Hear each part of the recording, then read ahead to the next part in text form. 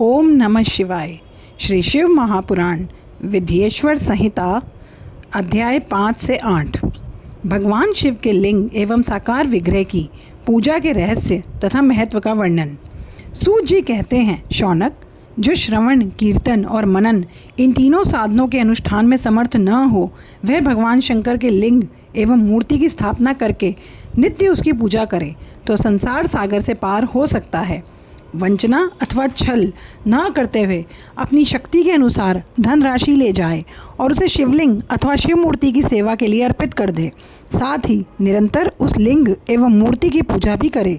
उसके लिए भक्ति भाव से मंडप, गोपुर, तीर्थ, मठ एवं क्षेत्र की स्थापना करे और उत्सव रचाए।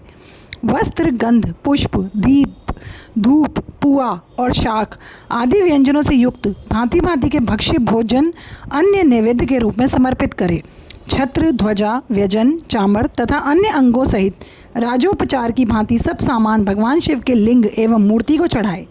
प्रदक्षिणा, नमस्कार तथा यथाशक्ति जप करे। आवाहन से लेकर विसर्जन तक सारा कार्य प्रतिदिन भक्ति भाव से संपन्न करे। इस प्रकार शिवलिंग अथवा शिव मूर्ति में भगवान शंकर की पूजा करने वाला पुरुष श्रवणादि साधनों का अनुष्ठान न करे तो भी भगवान शिव की प्रसन्नता से सिद्धि प्राप्त कर लेता है। पहले के बहुत से महात्मा पुरुष लिंग तथा शिव मूर्ति की पूजा करने मात्र से भव बंधन से मुक्त हो चुके हैं। ऋषियों ने पूछा, मूर्ति में ही सर्वत्र देवताओं की पूजा होती है, लिंग में नहीं, परंतु भगवान शिव की पूजा सब जगह मूर्ति में और लिंग में भी क्यों की जाती है? सूत जी ने कहा, मुनीश्वरों, तुम्हारा ये प्रश्न तो बड़ा ही पवित्र और अत्यंत अद्भुत है। इस विषय में महादेव जी की ही वक्ता हो सकते हैं। दूसरा कोई पुरुष कभी और कहीं भी इसका प्रतिपादन नहीं कर सकता। इस प्रश्न के समाधान के लिए भगवान शिव ने जो कुछ कहा है उसे मैंने गुरुजी के मुख से जिस प्रकार सुना उसी प्रकार क्रमशः वर्णन करूँगा। एकमात्र भगवान शिव ही ब्रह्म रूप होने के कारण निराकार कहे गए हैं। रूपवान होने के कारण उन्हें सकल भी कहा गया है, इसीलिए वे सकल और निष्कल दोनों हैं। शिव के निष्कल निराकार होने के कारण ही उनकी पूजा का आधारभूत लिंग भी निराकार ही प्राप्त हुआ है, अर्थात शिवलिंग शिव के निराकार स्वरूप का प्रतीक है। इसी तरह शिव के सकल या साकार होने के कारण उनकी पूजा का आधारभूत विग्रह साकार प्राप्त होता है, अर्थात शिव का साकार विग्रह उनके साकार स्वरूप का प्रतीक होता है। सकल और अकल समस्त अंग आकार सहित साकार और अंग आकार से सर्वथा रहित निराकार रूप होने से ही वे ब्रह्म शब्द से कहे जाने वाले परमात्मा हैं। यही कारण है कि सब लोग निराकार और साकार दोनों में ही सदा भगवान शिव की पूजा करते हैं। जिससे भिन्न जो दूसरे देवता हैं वे साक्षात ब्रह्म नहीं हैं, इसीलिए कहीं भी उनके लिए निराकार लिंग नहीं उपलब्ध होता। पूर्व काल में बुद्धिमान ब्रह्मपुत्र सनत कुमार मुनि ने मंदराचल पर नंदिकेश्वर से इसी प्रकार का प्रश्न किया था। सनत कुमार बोले, भगवान शिव से भिन्न जो देवता हैं उन सबकी पूजा के लिए सर्वत्र प्रायः मूर्ति मात्र ही अधिक संख्या में देखा और सुना जाता है। केवल भगवान शिव की ही पूजा में लिंग और वेर दोनों का उपयोग देखने में आता है। अतः कल्याण में नंदिकेश्वर इस विषय में जो तत्व की बात हो उसे मुझे इस प्रकार बताएं जिससे मुझे अच्छी तरह समझ आ जाए। नंदिकेश्वर ने कहा, निष्पाप ब्रह्म कुमार, आपके इस प्रश्न का हम जैसे लोगों के द्वारा कोई उत्तर नहीं दिया जा सकता, क्योंकि यह गोपनीय विषय है और लिंग साक्षात ब्रह्म का प्रतीक है। तथापि आप शिव भक्त हैं, इसलिए इस विषय में भगवान शिव ने जो कुछ बताया है उसे ही आपके समक्ष कहता हूँ। भगवान शिव ब्रह्म स्वरूप और निराकार हैं, इसीलिए उन्हीं की पूजा में निष्कल लिंग का उपयोग होता है। संपूर्ण वेदों का यही मत है। सनत कुमार बोले, महाभाग योगेंद्र, आपने भगवान शिव तथा दूसरे देवताओं के पूजन में लिंग और वेर के प्रचार का जो रहस्य विभाग पूर्वक बताया है वह यथार्थ है। इसीलिए लिंग और वेर की आदि उत्पत्ति का जो उत्तम वृतांत है उसी को मैं इस समय सुनना चाहता हूँ। लिंग के प्राकट्य का रहस्य सूचित करने वाला प्रसंग मुझे सुनाइए। इसके उत्तर में नंदिकेश्वर ने भगवान महादेव के निष्कल स्वरूप लिंग के आविर्भाव का प्रसंग सुनाना आरंभ किया। उन्होंने ब्रह्मा तथा विष्णु के विवाद, देवताओं की व्याकुलता एवं चिंता, देवताओं का दिव्य कैलाश शिखर पर गमन, उनके द्वारा चंद्रशेखर महादेव का स्तवन, देवताओं से प्रेरित हुए महादेव जी का ब्रह्मा और विष्णु के विवाद स्थल में आगमन और दोनों के बीच में निष्कल आदि अंत रहित भीषण अग्नि स्तंभ के रूप में उनका आविर्भाव आदि प्रसंगों की कथा कही। तदंतर श्री ब्रह्मा और विष्णु दोनों के द्वारा उस ज्योतिर्मय स्तंभ की ऊंचाई और गहराई का था लेने की चेष्टा एवं केतकी पुष्प के शाप वरदान आदि के प्रसंग भी सुनाए। अध्याय 5 से 8 समाप्त। ओम नमः शिवाय। अध्याय 9। महेश्वर का ब्रह्मा और विष्णु को अपने निष्कल और सकल स्वरूप का परिचय देते हुए लिंग पूजन का महत्व बताना। नंदिकेश्वर कहते हैं, तदंतर वे दोनों ब्रह्मा और विष्णु भगवान शंकर को प्रणाम करके दोनों हाथ जोड़ उनके दाएं बाएं भाग में चुपचाप खड़े हो गए। फिर उन्होंने वहां साक्षात प्रकट पूजनीय महादेव जी को श्रेष्ठ आसन पर स्थापित करके पवित्र पुरुष वस्तुओं द्वारा उनका पूजन किया। दीर्घ काल तक अविकृत भाव से सुस्थिर रहने वाली वस्तुओं को पुरुष वस्तु कहते हैं और अल्पकाल तक ही टिकने वाली क्षणभंगुर वस्तुएं प्राकृतिक वस्तु कहलाती है। इस प्रकार वस्तु के ये दो भेद जानने चाहिए। किन पुरुष वस्तुओं से उन्होंने भगवान शिव का पूजन किया यह बताया जाता है।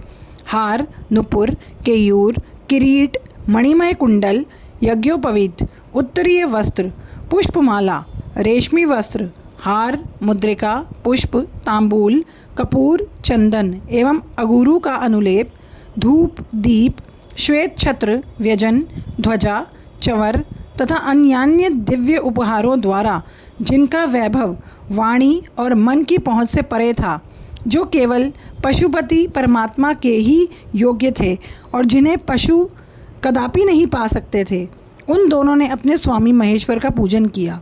सबसे पहले वहाँ ब्रह्मा और विष्णु ने भगवान शंकर की पूजा की।